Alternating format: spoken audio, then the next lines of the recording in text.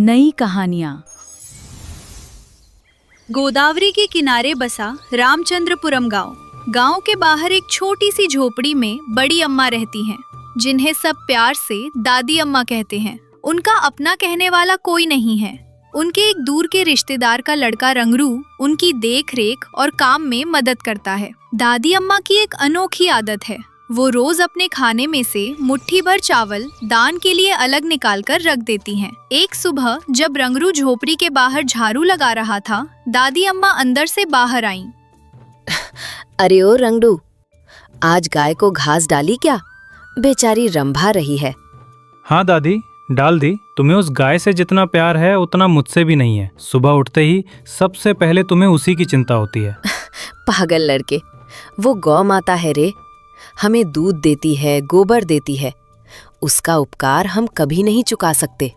अच्छा सुनो, ये मुट्ठी भर चावल ले जाओ और मंदिर के पास ठहरे हुए मुसाफिरों को खाना बनाकर खाने के लिए दे दो।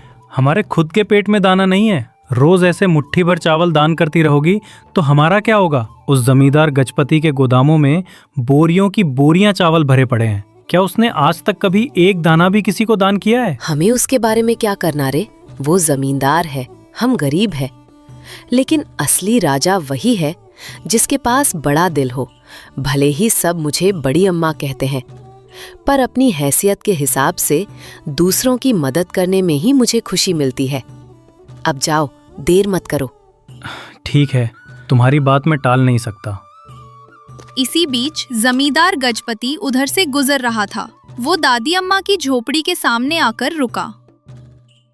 क्यों री बुढ़िया, अभी तक जिंदा है? इस झोपड़ी को कब खाली करेगी?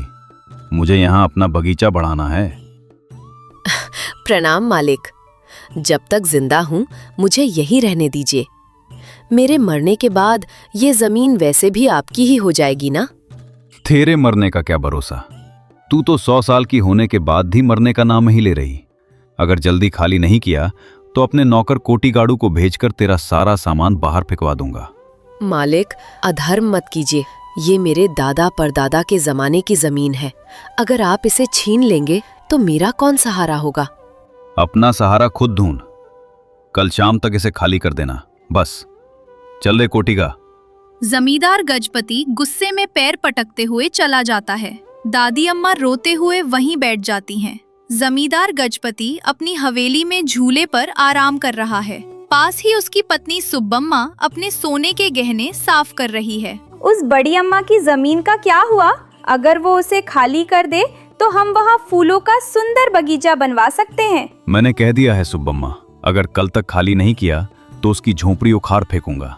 उसका कोई आगे पीछे है नहीं, कौन हमसे सवाल पूछने आएगा? बहुत अच्छा किया। वो बुढ़िया वहाँ रहती है तो हमारे बगीचे की खूबसूरती खराब होती है। वैसे कल हमारे घर सत्यनारायण व्रत है ना? आपने शास्त्री जी को बुलवाया? हाँ, बुलवा लिया है। मैंने बहुत बड़ी तैयारी करने को कहा है। पूरे गांव को हमारा ठाट बाट देखकर जलना चाहिए। तभी कोटीगाड़ू हांफता हुआ दौड़ कर आता है। मालिक, एक गजब की बात हुई है। क्या बात हुई रे? कोई भूत देख लिया क्या? भूत नहीं मालिक, भगवान। हमारे गांव के तालाब के किनारे एक महान साधु आए हैं। जो कोई जो मांग रहा है वे उसे उतना ही सोना दे रहे हैं। क्या? सोना? वो भी मुफ्त में? क्या सच कह रहा है कोटिगा? फिर तूने हमें पहले क्यों नहीं बताया? मुझे अभी पता चला मालकिन, लेकिन उनकी एक शर्त है। जो कोई अपनी आधी संपत्ति गरीबों के नाम कर देगा उसे बदले में 2 गुना सोना मिलेगा। अपनी आधी जायदाद दान करनी होगी? ये तो मुश्किल है, लेकिन बदले में 2 गुना सोना भी तो मिलेगा। ये सौदा बुरा नहीं है। ज्यादा मत सोचिए, हमारे पास जो है वो काफी नहीं है, हमें और चाहिए। चलिए उस साधु के पास चलते हैं। ठीक है, चलो अभी चलते हैं। तालाब के किनारे एक नीम के पेड़ के नीचे साधु बैठे हैं। उनका चेहरा दिव्य तेज से चमक रहा है। गांव के लोग वहां भारी भीड़ में जमा हैं, लेकिन कोई भी आगे बढ़ने की हिम्मत नहीं कर रहा है। इसकी वजह वही शर्त थी। गजपति और सुब्बम्मा वहां पहुंचते हैं। प्रणाम स्वामी जी, मैंने सुना है कि आप अपने अक्षय पात्र से लोगों को सोना बांट रहे हैं। हाँ गजपति, लेकिन इसके लिए योग्यता चाहिए। क्या तुम अपनी आधी संपत्ति गरीबों में बांटने को तैयार हो? आधा? स्वामी जी वो तो बहुत ज्यादा है, मैं थोड़ा बहुत दे दूंगा। लालची मनुष्य, तुझे अभी भी अपनी संपत्ति से बहुत मोह है। आधा दान करोगे तभी दोगुना मिलेगा, वरना कुछ नहीं मिलेगा। हमें अपनी आधी जायदाद छोड़ने की हिम्मत नहीं है, पर कोई दूसरा रास्ता तो बताइए। ठीक है, कल सुबह सूरज उगने से पहले इस गांव के सबसे गरीब इंसान को लेकर आओ जिसके दिल में सबसे ज्यादा दान करने की भावना हो। अगर वो मेरे हाथ से चावल का एक दाना ले ले तो वो तुम्हारे घर में सोने के ढेर में बदल जाएगा। अगर आपको दोगुना सोना चाहिए तो आपको ये करना होगा। सबसे गरीब और दानी? भला ऐसा इंसान हमारे गांव में कौन हो सकता है? यहाँ तो सब भिखारी ही हैं। ये तुम्हें खुद ढूंढना होगा। कल सुबह से पहले उसे लेकर आओ, नहीं तो मैं यहां से चला जाऊंगा। गजपति और सुब्बम्मा सोच में पड़ गए। जब वे घर लौट रहे थे तो कोटीगाड़ू ने एक उपाय सुझाया। मालिक, हमारे गांव की वो गरीब बड़ी अम्मा है ना, सुना है वो रोज मुट्ठी भर चावल दान करती है। उसके पास एक फूटी कौड़ी नहीं है, लेकिन लोग कहते हैं कि वो दिल की बहुत बड़ी दानी है। वो बुढ़िया, उसे तो मैंने अभी थोड़ी देर पहले ही डांटा फटकारा था। क्या वो मेरी बात मानेगी? सोने के लिए थोड़ा झुकना तो पड़ेगा जी। कल सुबह सुबह जाकर उसे मना लीजिए। हमारा काम पूरा होते ही हम उसे झोपड़ी से बाहर निकाल देंगे। ठीक है। सुबह के 4 बजे हैं। दादी अम्मा सोकर उठी और दिया जलाया। तभी गजपति और सुब्बम्मा वहां पहुंचे। रंगड़ू अभी भी सो रहा है। दादी अम्मा, ओ दादी अम्मा, घर में हो क्या? कौन है? अरे जमींदार साहब, आप इस समय यहाँ? मुझे झोपड़ी खाली करने के लिए आज शाम तक का समय तो दिया था ना? अरे नहीं, तुम्हें खाली करने के लिए किसने कहा? तुम तो हमारे गांव की देवी हो।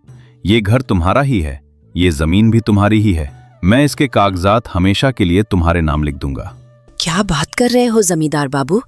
मुझे तो कुछ समझ में नहीं आ रही है। हाँ दादी, बदल गया हमारा फैसला। हमें तुम्हारी महानता का पता चल गया है। तुम्हारे जैसा दानी पूरे गांव में कोई नहीं है। क्या बात है जमींदार साहब, सुबह सुबह इतनी तारीफें? दाल में कुछ काला लग रहा है। ऐसी कोई बात नहीं है रंगडू, हमें बस एक छोटी सी मदद चाहिए। दादी को हमारे साथ तालाब किनारे बैठे साधु बाबा के पास चलना होगा। अगर वे उनके हाथ से कोई चीज ले लेंगी तो हमारा बहुत भला होगा। मैं? मुझ गरीब में ऐसी क्या योग्यता है मालिक? मैं तो एक मामूली गरीब बुढ़िया हूँ। गरीबी में ही असली महानता होती है दादी। चलो हमारे साथ चलो, हम तुम्हें बड़े आदर से लेकर चलेंगे। दादी मत जाओ, ये लोग कोई ना कोई साजिश रच रहे हैं। कोई बात नहीं रे, उन्होंने मेरी झोपड़ी मेरे पास ही रहने देने का वादा किया है ना, और फिर वे इसे भगवान का काम कह रहे हैं। मैं जाऊंगी। दादी अम्मा, गजपति और सुब्बम्मा सब मिलकर चल पड़े। रंगड़ू भी उनके पीछे पीछे चल दिया। साधु ध्यान में लीन थे। गजपति, सुब्बम्मा और दादी अम्मा वहां पहुंचे। स्वामी जी, देखिए ये हमारी बड़ी अम्मा है। इस गांव में इनसे ज्यादा गरीब कोई नहीं है और इनसे बड़ा दानी भी कोई नहीं है। आओ माँ आओ, मैं तुम्हारा ही इंतजार कर रहा था। प्रणाम स्वामी जी, मेरा जीवन धन्य हो गया। दादी अम्मा, इन जमींदार साहब को सोना चाहिए, लेकिन ये वरदान केवल आपकी वजह से ही पूरा हो सकता है। मैं तुम्हें इस अक्षय पात्र से एक मुट्ठी जादुई चावल देता हूँ। तुम इसे जिसे भी दोगी उसके घर में ये सोने का ढेर बन जाएगा। बताओ, तुम ये किसे देना चाहती हो? मुझे दे दो दादी। मुझे दे दो माँ, मैं तुम्हें पहनने के लिए कीमती रेशमी साड़ियाँ दूंगी। रुको, फैसला इनका है। दादी अम्मा, अगर तुम इस चावल को अपने पास रखोगी तो तुम्हारी गरीबी हमेशा के लिए दूर हो जाएगी। तुम एक महारानी बन जाओगी, लेकिन अगर तुम इसे इन्हें दोगी तो ये और अमीर बन जाएंगे। तुम क्या करना चाहती हो? दादी अम्मा ने एक पल के लिए सोचा। रंगड़ू पीछे से चिल्लाया, दादी माँ, इसे हम अपने ही पास रखेंगे, किसी को भी मत देना। गजपति और सुब्बम्मा उनके सामने हाथ जोड़कर गिड़गिड़ाने लगे। स्वामी जी, मुझे इस उम्र में धन दौलत लेकर क्या करना है? मुझे तो बस रोज भरपेट खाने को मिल जाए, वही काफी है। और इन जमींदार साहब ने मेरी झोपड़ी मुझे वापस देने का वादा किया है। इनकी इच्छा पूरी करना ही मेरा धर्म है। ये कहकर वो चावल गजपति के हाथों में देने लगी।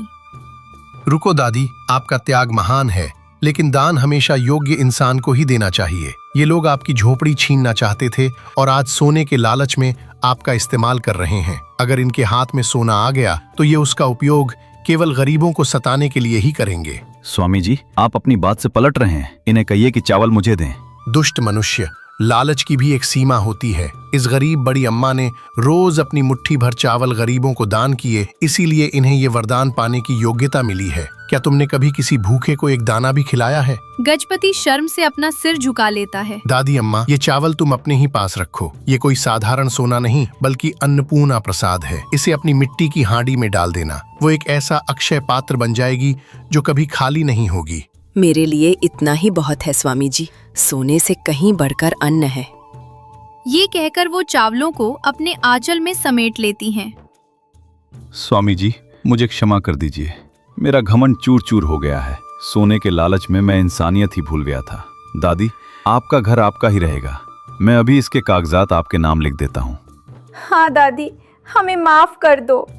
दादी अम्मा की झोपड़ी अब एक छोटे से अन्नदान आश्रम में बदल चुकी है। दादी अम्मा जिस बर्तन में खाना पकाती हैं, उसमें से जितना भी खाना निकाला जाए वो कभी खत्म ही नहीं होता। रंगरू सबको प्यार से खाना परोसता है। गजपति और सुब्बम्मा भी वहाँ आकर इस आश्रम में लोगों की सेवा करते हैं। दादी, देखा तुमने? हमारी ये झोपड़ी आज किसी राजमहल से भी ज्यादा सुंदर और चमकदार लग रही है। अरे, पास में सोना हो तो चोरों का डर रहता है, लेकिन खाना हो तो पेट भरने की सच्ची तृप्ति मिलती है। पर साथ ही एक बहुत बड़ा और दयालु दिल भी दिया है। दादी अम्मा, आप सच में इस पूरे गांव की माँ हो। तुम्हारी वजह से आज हमारी आंखें खुल गई हैं। उस दिन के बाद से उस गांव में कभी कोई भूखा सोया नहीं।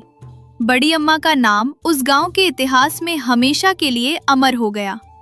स्वार्थ से भरी धन दौलत से कहीं बेहतर त्याग से भरी गरीबी है। अन्नदान ही सभी दानों में सबसे श्रेष्ठ दान है। ये गोदावरी नदी के किनारे बसा रामचंद्रपुरम गांव है। मकर संक्रांति त्योहार की तैयारियां और धूम शुरू हो चुकी है। पूरा गांव नए दामादों और रिश्तेदारों के आने से चहक रहा है। इसी गांव के एक बड़े और रसूखदार किसान रामाया और उनकी पत्नी सावित्रम्मा अपनी बेटी लक्ष्मी और दामाद गोपालम का इंतजार कर रहे हैं। गोपालम शहर में एक मुंशी का काम करता है। वो बहुत बड़ा कंजूस है। 1 रुपया भी खर्च करना पड़े तो उसकी जान पर बनाती है। बैलगाड़ी कहाँ तक पहुँची होगी? दामाद जी को भूख लगी होगी ना? अरे, आ ही रहे होंगे सावित्री। हमारे दामाद जी को भूख से ज्यादा लालच सताता है। मुझे तो बस यही डर लग रहा है कि इस बार वो क्या मांग बैठेंगे। आप फालतू में चिंता मत कीजिए। उनकी इस लालच पर लगाम कसना मुझे अच्छी तरह आता है। तभी घर के सामने एक बैलगाड़ी आकर रुकी। गाड़ी से उतरते ही गोपालम गाड़ी वाले से झगड़ने लगा। अरे भाई, बस स्टैंड से यहाँ तक आने के लिए चवन्नी ज्यादा मांगते हो क्या? मेरे पैसे पेड़ पर उगते हैं? पहले तो तुमने 1 रुपया तय किया था, अब 1.5 रुपया क्यों मांग रहे हो? बाबूजी, त्योहार का दिन है, ऊपर से आपके सामान का वजन भी बहुत ज्यादा है।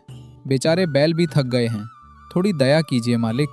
सामान का वजन ज्यादा है तो बेलों से शिकायत करो, मुझसे क्यों कह रहे हो? मैं 1 पैसा भी ज्यादा नहीं दूंगा। ये कहते हुए उसने जेब से ठीक 1 रुपया निकाला और फेंकने के अंदाज में गाड़ी वाले को दे दिया। उसके ससुर रामैया ने उसे बाकी पैसे देकर विदा कर दिया। उफ, इन गांव वालों का लालच तो आसमान छू रहा है। ससुर जी, आपने उस गाड़ी वाले को अपनी तरफ से पैसे क्यों दिए? अगर आप इनकी ऐसी आदत डालेंगे तो ये हमारे सिर पर चढ़ जाएंगे। कोई बात नहीं दामाद जी, त्योहार का मौका है। आइए, हाथ मुंह धो लीजिए। सब लोग घर के अंदर गए। सावित्रम्मा ने लक्ष्मी को बड़े प्यार से गले लगाया, लेकिन गोपालम पूरे घर को बहुत ध्यान से देख रहा था। बीच आंगन में जलते दिए को देखकर उसने मुंह से कोड़ लिया।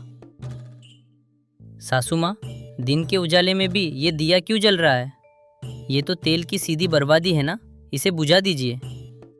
अरे कोई बात नहीं बेटा, वो भगवान के पास जलने वाला अखंड दिया है, उसे बुझाते नहीं है। तुम जाओ और नहा कर आओ।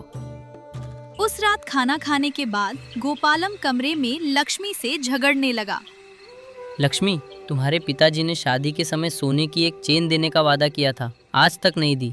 मेरे दोस्त सुब्बा राव को उसके ससुर ने 4 तोले की चेन दी है। कल भोगी है, अगर मेरे गले में सोने की चेन नहीं होगी तो मैं भोगी की आग के पास नहीं जाऊंगा। सब रिश्तेदारों के बीच मेरी क्या इज्जत रह जाएगी। अजी, इस समय शायद पिताजी के पास पैसे ना हो। फसल के पैसे भी अभी पूरी तरह नहीं आए हैं। इस बार थोड़ा सब्र कर लीजिए। मुझे कुछ नहीं सुनना। अगर वो चेन देंगे तभी मैं भोगी की आग के पास जाऊंगा, नहीं तो कमरे से बाहर पैर भी नहीं रखूंगा। मैं कल सुबह तक का समय दे रहा हूँ, जाकर अपनी माँ को बता दो। लक्ष्मी रोती हुई गई और अपनी माँ सावित्रम्मा को सारी बात बता दी। सावित्रम्मा थोड़ी देर सोचती रही और फिर धीरे से मुस्कुराई। पगली, इस बात पर रोती क्यों है?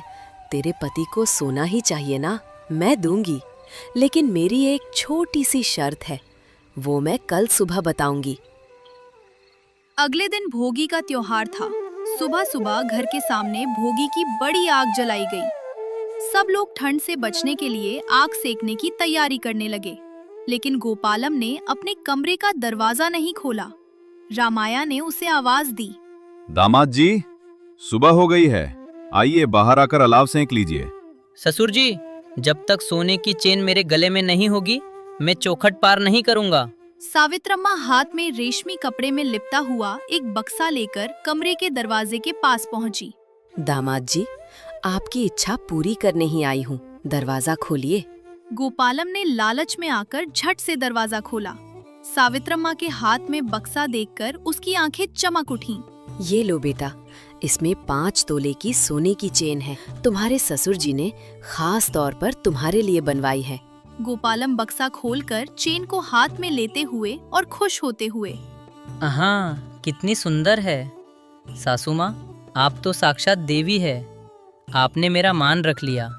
अब मैं तुरंत अलाव के पास चलता हूँ। रुकिए दामाद जी, एक छोटी सी बात। आपने हमारे प्यार और सम्मान से ज्यादा इस सोने की चेन को अहमियत दी। चेन दोगे तभी आऊंगा कहकर आपने सौदा किया। इसका मतलब ये रिश्ता नहीं बल्कि एक व्यापार है। इसमें व्यापार कैसा सासू माँ? अपना हक मांगना तो मेरा अधिकार है और अपना हक पाने में कोई बुराई नहीं है। ठीक है बेटा, आपका ये तरीका मुझे भी बहुत पसंद आया। अब से हमारे बीच भी सब कुछ व्यापार की तरह ही चलेगा। इस पल से आपको इस घर में जो कुछ भी चाहिए उसकी सही कीमत चुकाकर ही लेना होगा। यही मेरी शर्त है। ओहो, कोई बात नहीं सासू माँ, मेरे पास पैसों की कोई कमी नहीं है। आप अपना हिसाब रखिए, मैं अपना हिसाब देखूंगा। चलिए अब चलते हैं। गोपालम घमंड से गले में चेन लटकाकर अलाव के पास आया। ठंड में कांपते हुए उसने अपने हाथ आग की तरफ फैलाए। आहा, मैं अभी बहुत शांति और आराम महसूस कर रहा हूँ। वहाँ सुकून। दामाद जी, आप अलाव की गर्मी का मजा ले रहे हैं ना? इसका शुल्क 2 वरा हुआ। क्या? आग सेकने के पैसे? क्या पागलपन है? क्या आप हवा और रोशनी के भी पैसे मांगेंगी? हवा तो भगवान की देन है, मुफ्त है, लेकिन ये आग हमने मेहनत से जलाई है। ये लकड़ियाँ हमने खरीदी हैं और मेहनत हमारी है। गर्मी आप ले रहे हैं। व्यापार में कुछ भी मुफ्त नहीं होता बेटा, पैसे तो देने ही पड़ेंगे, वरना आग के पास से उठ जाइए। आसपास के लोग उसे देख रहे थे, इसलिए इज्जत बचाने के लिए गोपालम ने 2 वरा निकालकर सावित्रम्मा के हाथ में दे दिए। धन्यवाद। अरे लक्ष्मी, दामाद जी के लिए कॉफी लेकर आ। हाँ, जरा बढ़िया कॉफी लाओ, बहुत ठंड लग रही है। लक्ष्मी कॉफी लेकर आई। गोपालम कॉफी पी ही रहा था कि सावित्रम्मा ने फिर अपनी डायरी खोल ली। गाढ़ा दूध, चीनी, कॉफी पाउडर सब मिलाकर कॉफी की कीमत 5 वरा हुई। 5 वरा? शहर में भी इतनी महंगी कॉफी नहीं मिलती। वहाँ तो बेहतरीन कॉफी सिर्फ 2 वरा में मिल जाती है।